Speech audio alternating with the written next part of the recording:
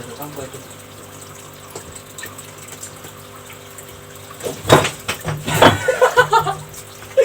Ya rujuk.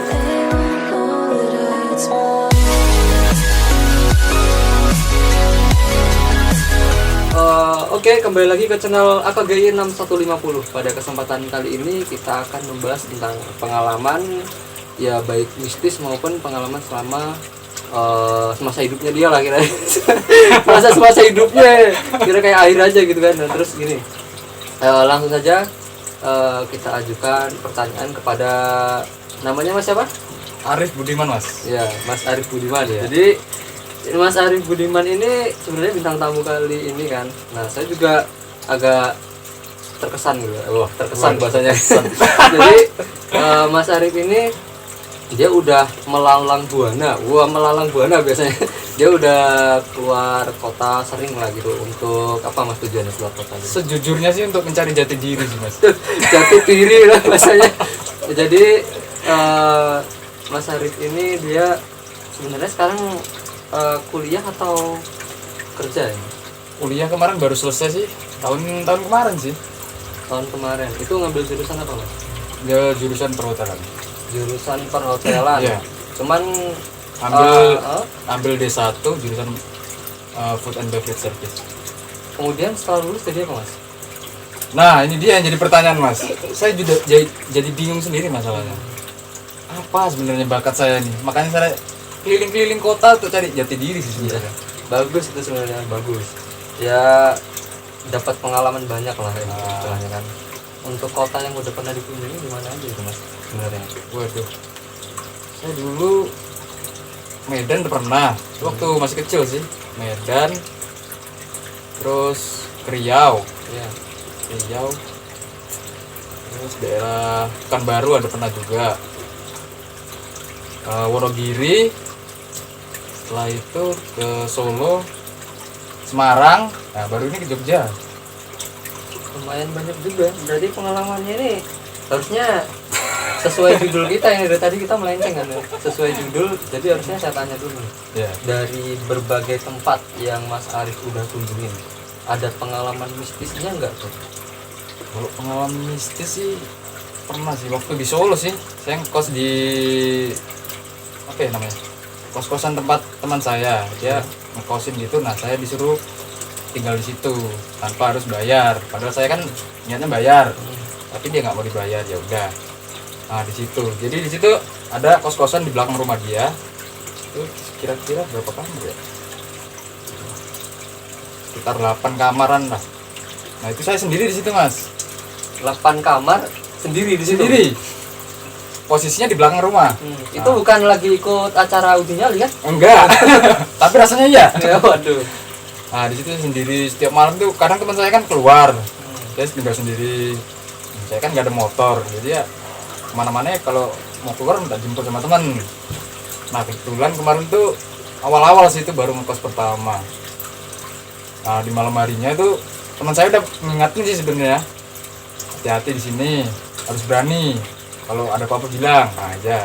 Saya bilang gitu. Nah, malam harinya sekitar jam berapa ya? Pokoknya dari maghrib sampai jam 10 nanti nggak ada apa-apa sih sebenarnya. Main HP biasa, main game. Nah, sekitar jam 12 saya udah mulai ngantuk nih, tidur. Itu entah gimana ya, sugesti dari saya sendiri atau gimana. Pokoknya kan saya sendiri nih. Ya. Di tembok itu seperti ada orang nyakar gitu loh. Orang nyakar, terus pintu itu ketok-ketok. Nah, saya kayak orang gimana ya, kayak nggak, kurang percaya diri gitu. Saya apa namanya, saya teman saya, gimana, luar belum pulang. Nah, saya bingung ini siapa, soalnya di rumah itu cuma berdua dia, teman saya sama ibunya. Abangnya kan di Jogja, kakaknya Itu, di Sukoharjo. Majikan bosnya yang punya kos ya gitu. Yang punya kos itu kira-kira punya kucing nggak itu, jangan-jangan kucing gitu. Kucing sih nggak, anjing ada. Waduh. Anjing garong dong. Iya, terus Nah, ya itu selama saya diteror tuh selama 3 hari kurang lebih. Di hari kedua itu beda lagi ceritanya. Sekitar malah jam berapa itu? Sekitar jam 2 pagi. Nggak bisa tidur saya. Nah, Pas itu saya tidur, perasaan saya itu kayak ada gempa itu kamar tuh kayak di, kamu tahu gubuk di sawah itu nggak sih? Tahu iya. Itu rasanya kayak diguncang-guncang gitu. Saya bangun, ya gempa apa? Saya duduk itu masih terasa itu. Udah berapa menit itu ya? 5 menitan itu mungkin. Udah hilang. Saya keluar, saya buka pintunya, nggak ada yang heboh. Saya masuk lagi, udah duduk, udah hilang, nggak ada terasa apa-apa. Saya tidur. Besok paginya saya chat. Saya bilang ke teman saya, kemarin ada gempa nggak sih? Katanya sih enggak. Saya cek di internet emang nggak ada. Nah, jadi saya mikir-mikir, wah ini ada yang nggak beres ini di tempat ini. Hari ketiganya pun ya teror-teror kayak hari pertama sih, kayak cakar, terus pintu diketok-ketok. Nah, ada yang lempar batu dari ventilasi atas. Bukan lempar batu sembunyi tangan orang. Wah, Ya lanjut terus ya. ya sekitar 3 hari sih. Hari selanjutnya nggak ada sih mas, biasa aja. Kalau ya berbagi aja sih sebenarnya. Kalau dari pengalaman horor itu saya juga ada mas sebenarnya. Itu waktu itu saya mendaki di Gunung Kembang. Gunung Kembang. Tepatnya Gunung Kembang. Waktu itu kami berangkat 3 orang. Ya. 3 orang itu dari awal udah kayak berangkat enggak ini, naik enggak ini. Berarti udah ragu duluan ya. Ada kayak kendalanya macam-macam ada aja. Dari entah kita itu disasarkan sama Google Map lah. Jadi dari Google Map itu jalannya itu bener-bener gak sesuai. Biasanya emang Google Map itu kan selalu agak menyimpang dikit lah gitu. Gak selalu tepat gitu. Setelah itu sempat disasarin gitu kan. Kayak disasarin sama Google Map gitu. Setelah sampai kayak kami merasa tuh, oh jangan-jangan ini nih tempatnya gitu kan. Terus ada desa gitu, kita nggak tahu itu desanya apa namanya. Terus coba tanya kan sama bapaknya, Pak, apa ini tempat daerah mau ke Gunung Kembang gitu kan? Oh enggak mas, bukan. Jalan waktu itu dari tunjukinnya di situ. Akhirnya wah ini udah kendala pertama nih. Itu kira-kira pukul berapa itu mas? Itu kami berangkat dari pagi lah, jam 8 lah. Jam 8 ya. Atau kurang ya, pokoknya jam 8 itu udah di perjalanan posisinya. Di perjalanan. Terus habis itu kami itu lanjutin lagi perjalanan. Oh yaudahlah, coba kita ngikutin jalan ini aja. Setelah itu ngikutin sampai lah, ibaratnya kita sampai di itu Gunung Kembang ya. Sampai di Gunung Kembang kita masih mikir lagi, ini bekal kita cukup nggak ya sampai di atas. Posisi waktu itu masih cerah, nggak ada kabut lain-lain. Akhirnya berangkat lah, kami bertiga berangkat. Waktu itu rombongannya lumayan banyak lah. Berangkat bertiga, mulai agak ngerasa wah bisa lah. Apalagi waktu itu kan saya juga habis ibaratnya belum lama selesai operasi lah gitu. Jadi benar-benar Kira-kira operasi apa ya? waktu itu rahasia lah. Oh rahasia. Nah, itu sensor gitu. Jalan gitu. Setelah itu naiklah ke kebun teh. Waktu itu kebun teh kan. Kebun teh agak pertama itu memang nggak ada kayak mistisnya lah. Cuman agak setelah naik ke atas lagi mau perbatasan antara kebun teh dan apa namanya kayak hutannya gitu kan. Nah ternyata di kebun teh itu tadi tiba-tiba jadi kabut gitu. Pandangan itu kayak seakan-akan cuman 3 langkah lah gitu, 3 langkah ke depan gitu kan. Setelah itu padahal sebelumnya cerah. Sebelumnya karena nggak ada kabut gitu kan. Ternyata setelah itu tiba-tiba ada kabut gitu, ada kabut. Dan saya tuh tadinya nggak yakin juga kan, kayak ini terusin nggak ya. Akhirnya si teman saya 2 ini ketinggalan di belakang. Kenapa kok bisa ketinggalan? Mereka bilang, oh bentar nih kamu duluan aja, soalnya ini ada barang yang belum diberesin katanya di tas, harus ditata lagi biar nggak berat. Ya udah lanjutin lah ke atas gitu. Sampai di atas saya udah mulai nggak yakin mau lanjutin nggak ini, karena tiba-tiba kok kabutnya tebel banget gitu kan, tebel. Saya nggak tahu nih teman saya di mana ini. Udah yakin aja lah, feeling aja lah. Terusin aja lah ini jalannya. Nah setelah itu ternyata bisa ketemu lagi sama teman saya di depan walaupun ada kabut. Nah yang anehnya itu teman saya itu dia entah nggak tahu lah itu anjing dari bawah atau anjing dari hutan, nggak tahu, kecil gitu kan ya. Dia datang sama anjing itu, dia bilang, aku tadi dibarengin sama anjing ini katanya. Nah dituntun ternyata sampai jalan ini katanya. Jadi secara nggak sengaja ketemu lah di situ kan. Akhirnya anjing itu dibawa lah, dituntun bareng kan gitu ke atas, kita tuntun ke atas sampai sama anjing tahu jalan-jalannya sampai dia nungguin gitu kan. Setelah itu mulai pisah sama ibunya itu waktu di apa namanya agak ke atas sedikit setelah masuk di hutan, pas posisi hujan deras gitu. Itu udah makin kedinginan lah kan ibaratnya. Itu sebelum hujan aja udah kedinginan, makin hujan makin kabut lah. Udah ragu itu kan menerusin, tapi ya gimana lagi, posisi udah di tengah-tengah gitu kan. Udahlah lanjutin aja sampai atas. Nah, posisi di itu sebenarnya udah posisi jam antara jam 3 lah kalau nggak salah waktu itu. Jam 3 udah naik, waduh udah ragu nih mau terusin nggak nih, tapi udah jam 3 ya gimana, lanjutin bertiga. Terus mulai agak berat sedikit, teman-teman saya bilang jangan bilang aduh berat banget ya rasanya, nggak kayak biasanya gitu, kayak gitu ya. Namanya kalau kita pendaki kan kayaknya waduh dijaga aja lah, dijaga nggak boleh ngomong sembarangan gitu, jangan ngomong kalau udah di bawah aja gitu. Naiklah ke atas, terus sampai di yang bagian akhir gitu kan, tinggal naik curam gitu kan, disitulah merasa paling berat lagi gitu.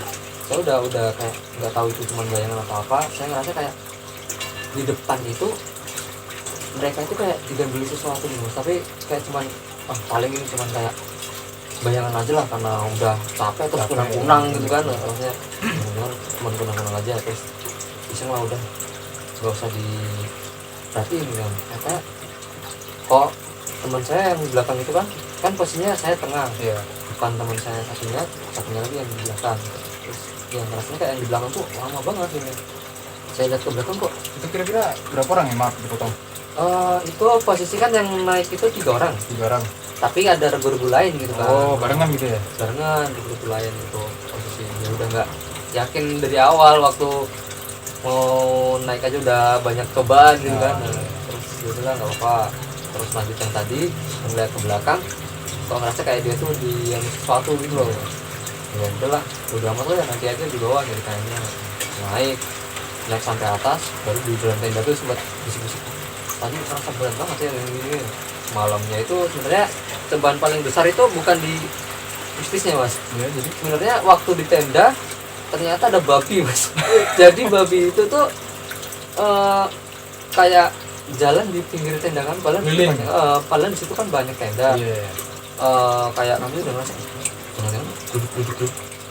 Kami bertiga di situ diam aja jangan dia ngomong gitu. Terus yang satu itu namanya Dimas juga gitu ya. Babi bang katanya. Udah diam aja nggak usah diomongin. Langsung tidur lah kami, tidur. Setelah tidur pagi-paginya mulai rame keluar pada lihat pemandangan gunung gitu kan. Terus ada yang bilang, mas semalam ada babi ya udah. Iya ada babi ya udah. Iya mas, yang jadi korban itu tenda saya katanya. Dia bilang udah tendanya malah disudut ganti, hancur lagi, ganti pakai apa itu ya. Ini namanya juga cobaan gunung lah mas ya gitu, naik ya, pokoknya masih panjang lah sampai selesai di bawah baru diceritain lah saya tadi kayak pengalaman itu gitu sih. Oh ya, ini ada mie mas, ini katanya konon katanya mie pedas. Pedas apa sih? Coba aja lah, coba dulu aja. Ini langsung coba nih? Coba aja, nggak apa-apa, coba aja. Ini memang disuguhkan untuk dimakan. Kita coba, pedas apa sih?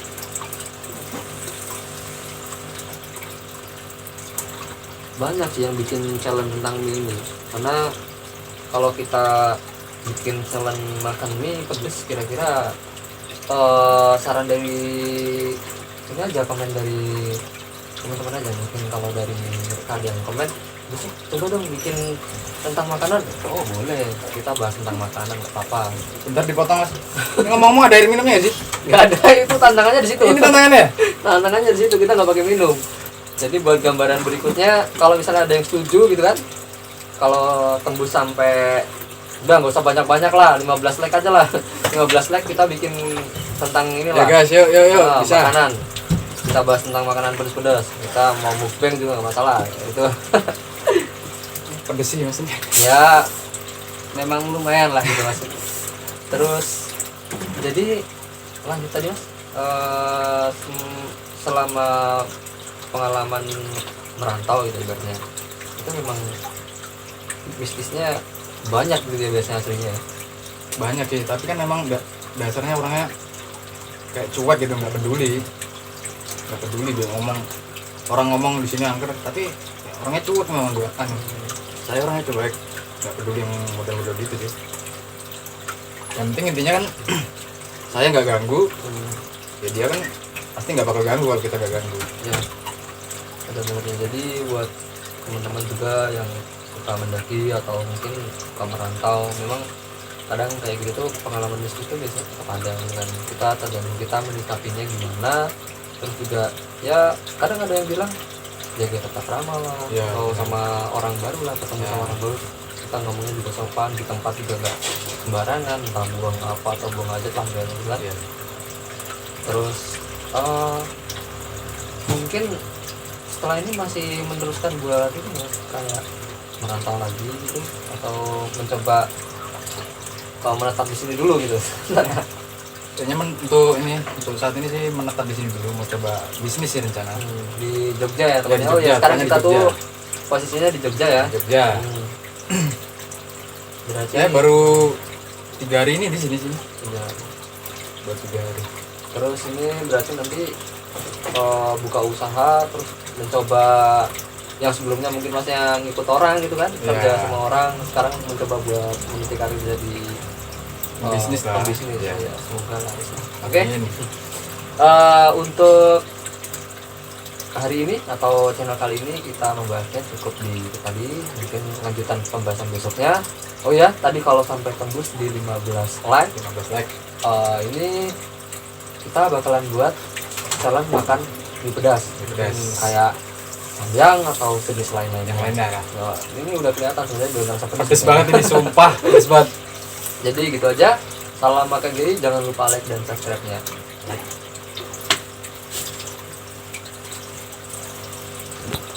Ini siapa ya?